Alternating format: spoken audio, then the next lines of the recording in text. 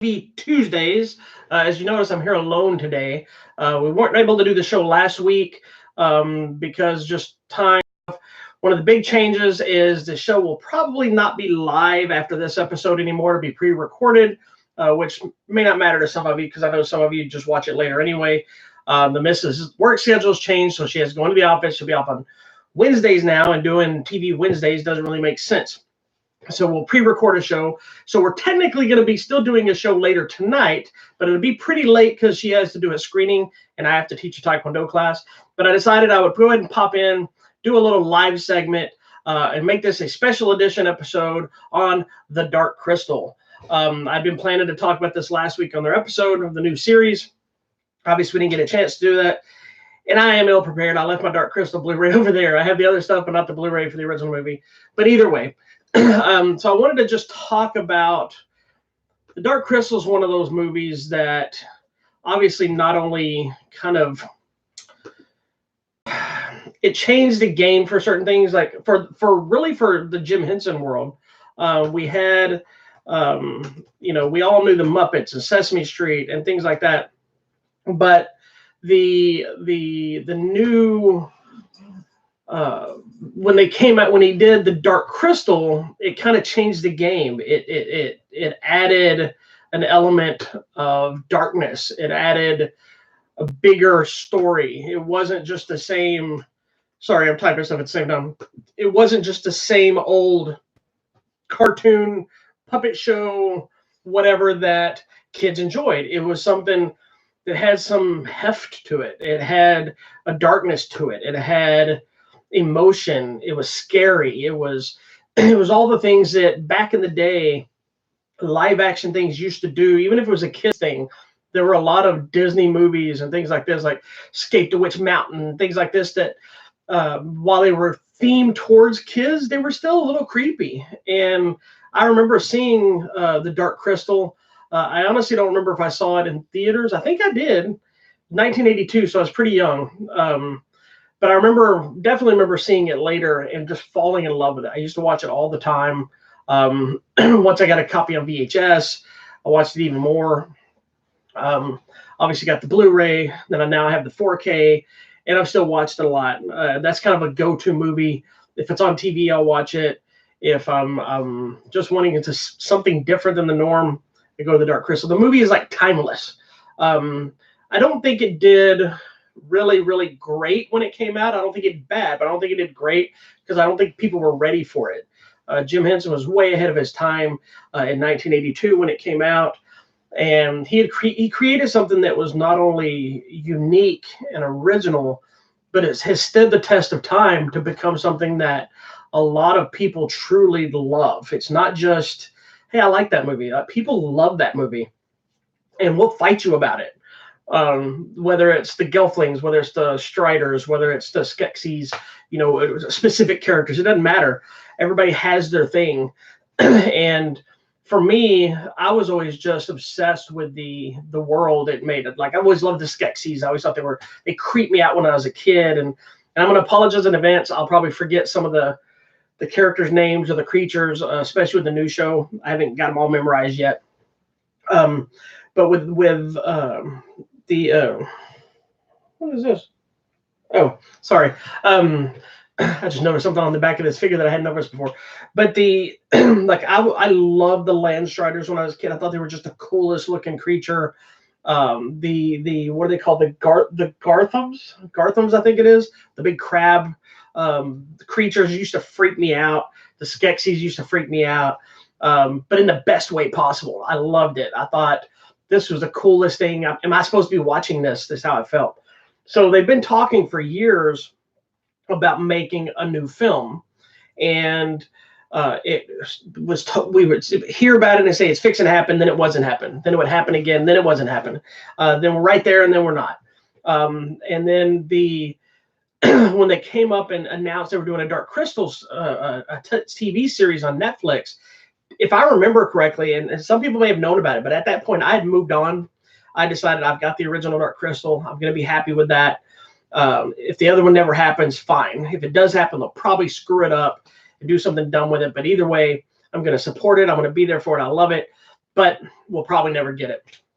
Out of nowhere, they dropped some YouTube video of a behind the scenes montage of them working on this new series that was coming to Netflix. And then I, along with, I'm sure, tons of other people, collectively lost our minds that this was actually happening. But then it went quiet again. We didn't hear about it again. We were like, all we had was that one thing to watch over and over. We didn't know when it was coming at the time. I think this was last year, the year before we heard about it. I don't remember exactly when that dropped. I just remember like, come on, when is this happening? Come on, come on. I kept looking through Netflix, searching and searching. And finally, they started dropping posters. They started dropping images and the cast and everything about it. And then they dropped another little teaser trailer, and then they had character posters, and then they had the full poster. Then they finally gave us a date. This is way better than any Lord of the Rings. One of my buddies is talking about Lord of the Rings. I am not a Lord of the Rings fan. I will tell everybody that publicly. You can fight me on it. I stand with Kevin Smith's statement in, I believe it's Clerks 2, that Lord of the Rings is really just about a bunch of people walking, even the trees walk in that movie. I actually feel the same way. But we'll talk about that when the Lord of the Rings series hits, I think it's Amazon that's coming up. We'll see if it changes my mind. But anyway, back to the most important one, Dark Crystal, which is miles better than anything Lord of the Rings could put out. It's you, Quan Chi. But no, when they finally announced it was hitting, I was like eager. And I remember on the week before it was supposed to start, I had my dates wrong in my brain. I knew when I said it out loud, I had the right date. I knew when that date was, but I got so excited to see the show. I believe it was on August 20th when it hit Netflix. The week before that, I'm like, this weekend, this Friday, I'm coming home from teaching my class. Don't bother me. I'm going to start watching Dark Crystal. I got home. I got all set up. I got comfortable. I turned the TV on, and it says next Friday. And I'm like, dang, it's the 20th. So I then had to sit another sad week. But then finally it was here. I dived in. I think it was 10 episodes. I watched the entire series in about 2 days. It only took me 2 days because I had other things. Had obligations that I had to leave. And let me tell you, not only did it live up to my expectations, it blew away what I ever thought we would get as a sequel / prequel of any sort. But to me, it even elevated past the original movie. The original movie is still amazing, and it stands its own test of time of what it does. I prefer somebody's commenting. I prefer the never-ending story over the Lord of the Rings as well. But the new series, because it being a series instead of a movie, it stretched out that story. We got to see more mythology of the different characters. And I really wasn't sure how much it was still going to connect, but they did a really great job of, like, they did a sequence. I'll try to be spoiler free because it's an experience to see it. And they used all the puppets and there's a making of documentary on Netflix as well of making of the series, which is called Dark Crystal: Age of Resistance. It's a prequel series, if you didn't already know that. It takes place before the original Dark Crystal movie. It's all about the Shard getting separated and the rise of the Skeksis and the fall of the Gelflings and all the kind of thing that lead up to where we're at when the Dark Crystal, the original movie, happens. But I wasn't sure what to get, but there's in that documentary they talk about their original plan, which originally was to make, I think, predominantly puppets, but the Gelfling CGI, or it might have been a full CGI movie. I haven't finished watching that documentary yet. When I do, we'll talk about it on the other TV Tuesday. But it ended up, and they show the footage, and it doesn't look bad. I mean, like, I would fully watch a CGI rendered Dark Crystal feature, but it would have to be its standalone on its own thing because it can't connect to this because it just doesn't work that way. So I was so glad they went back to full-on puppetry. But with this one, they also now have the luxurious capabilities of CGI and special effects and things that they could enhance the world, enhance some of their facial expressions if they needed to, or the way they move or whatever they do. They kept it 99.9% probably puppetry. It works to brilliance. But being able to bring in the special effects for some of the power from the crystal and things like this just made it so much more beautiful to watch. The colors are vibrant. The visuals are amazing. Everything there is it just works.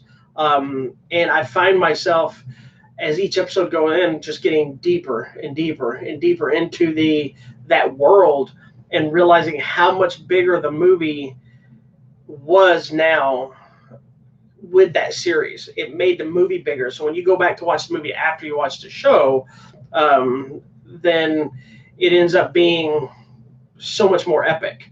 And I have somebody telling me I'm sexy, which is a fact. And I don't care if it's the person that typed it or if somebody's else, because it's a fact. But the Dark Crystal movie, stop asking me. Everything here is about the Dark Crystal today. So, but the new show, you also get not only more of the world, you get to learn about the Gelflings and their different factions and the history of the Skeksis, and you get to see them actually battling each other, and betrayal and depth, and there's some darkness, there's some comedy.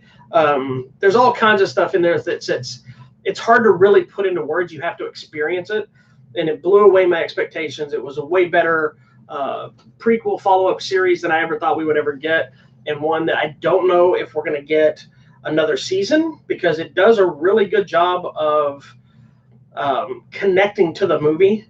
The end of it kind of puts the nail in the coffin to the last thing that wasn't fully explained of stuff that was in the other movie.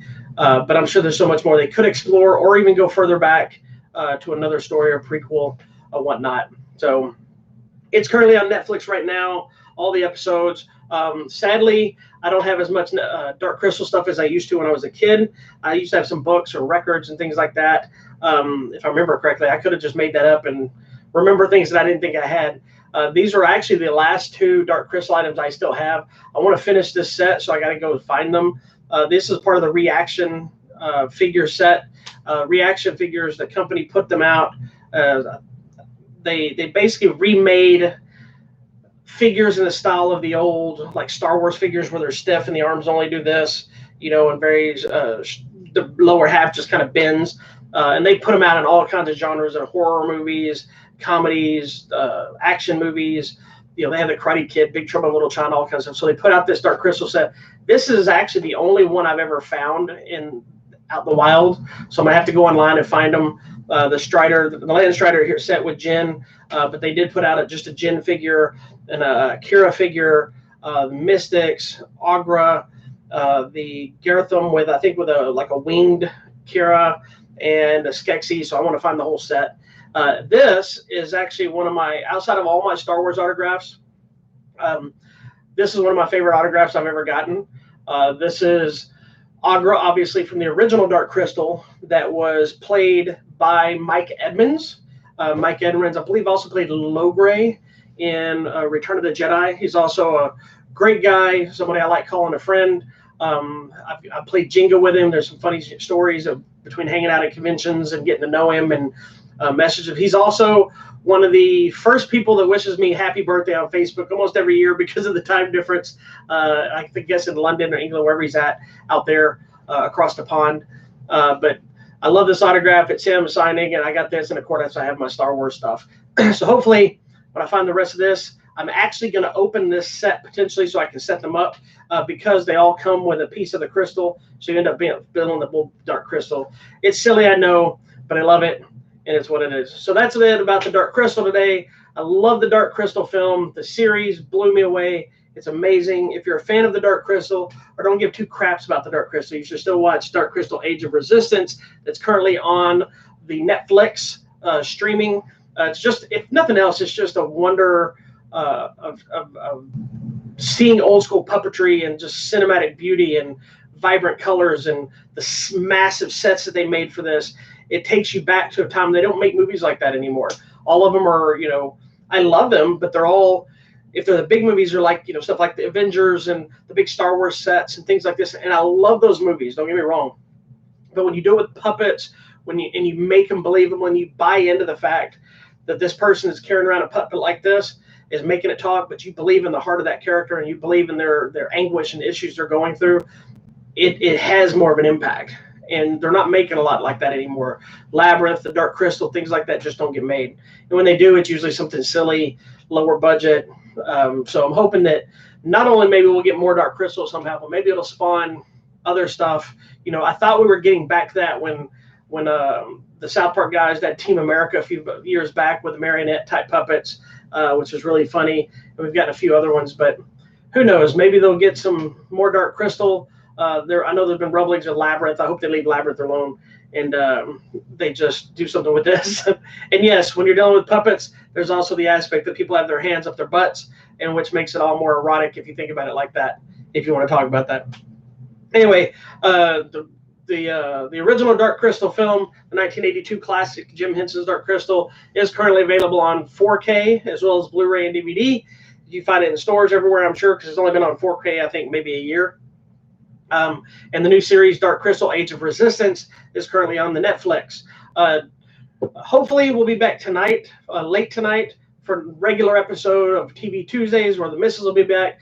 I'll probably talk more about the Dark Crystal with her so she can ask questions, but also talk about some other shows and things that we're watching, old or new. And then I'll be back here on Thursday for another episode of Weekly Update, where we talk about the news and the trailers and things going on in the entertainment world. And then right back here for another episode of Hollywood Matrimony Live on Sunday, where we'll simulcast not only from this YouTube page, but also from the Facebook. And we'll be coming to you live from Mississippi, where I'll be attending the Golden Triangle Comic Con as a featured artist. And circle back to Monday for Martial Arts Movie Monday, where I'll take a deep dive into another martial arts flick in my small collection of films that we have here. And at some point, another episode of What's on My Desk and What's on My Mind, that I'll talk about random nonsense. So thank you for watching this little quick special. Just wanted to make sure you got something on this TV Tuesday when we're supposed to put something out, especially on the off chance if the missus is so tired tonight after the screening she's got to go to. It's kind of a long movie, and I have a feeling we were supposed to shoot last night, but she may not shoot tonight. So if we do it tonight, it will be live. If we do not do it tonight, then all the shows after this will probably be pre-recorded. So you can still comment on them. You can still say whatever you want, and I'll go back to them and answer them. But thank you for watching, those of you did. Good old Juan G, you the man as always. Thank you for commenting, talking about puppetry, butt holding, and maybe a sexy tamale, and all those things. And if you have no idea what I'm talking about, look at the comments. It's fun. We have laughs here. The Dark Crystal, one of my favorites. If you don't like it, then you have problems of your own. See you next time.